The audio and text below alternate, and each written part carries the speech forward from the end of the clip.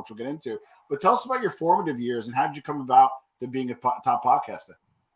Oh man, I fell into it, and thanks for having me. By the way, excited to be here. But yeah, I mean, I it wasn't really something I had ever thought about a ton. I was one of those guys who just always did what was right in front of me.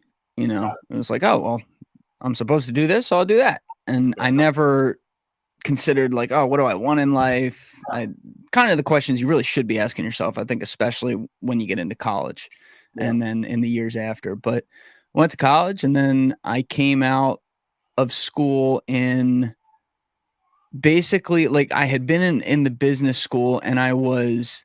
Where'd you graduate from? I went to a school in the middle of nowhere in PA called Bucknell. And I came out of the business school there and I was like, well, I guess I should go to Wall Street. That's what a lot of people are doing. I looked around, I'm like, oh, okay.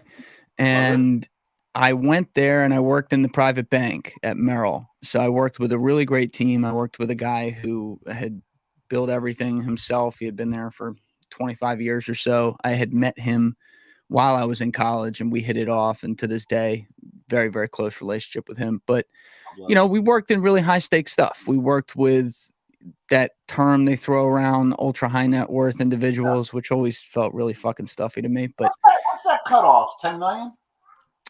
50? That is the cutoff. Yeah. Okay. Yeah. It's usually 10. I don't know if it's changed now, but it was 10 when we were there. So we would work with them and we worked with public companies. Sometimes it could be something really easy, like a 401k, which, you know, very little goes into that, or something a little more complex, like managing some of their cash flows or doing their 10b5-1 plans, things like that. So you were servicing probably, I assume, family offices as well as just individuals with a fuck ton of money, pretty much.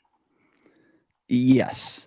Yeah. And we really kind of were a family office. Like we didn't work with it. There were some clients who had family offices, don't get me wrong, but a lot of them we kind of were. So I think the average net worth on the book was like, by the time I was gone, I always get the number slightly wrong, but it was in the neighborhood of like 80 million. So, you know, it was serious people and it was serious work. And I loved my team that I worked with. And that part was fun, but I didn't like the job. I mean, can you picture me in a suit? Well, I was going to say, usually have your hat back. You're actually pretty like usually have your hat back. Yeah. I turned it around because the angle of the camera, like, I don't know, it kind of looks a little weird. Were you like a 220 shop, or were you like, did you get, you know, like, how did you make your money? How did the office make your money? Because I want to get a feeling for the pay structure and how, you know, idea what kind of what you made.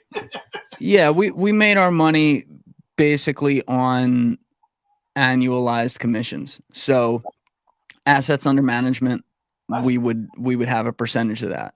And I mean, I thought we had like the best deal in town. I'm not going to lie. Like we had a really close relationship with our clients and that part was fun. And I did like the relationship aspect. And I liked the part of my job where, you know, I was kind of like a Swiss Army knife. I did pretty much touch everything that we did at some point or another, but consistently throughout my years there, it was like half my job was to go out and know people.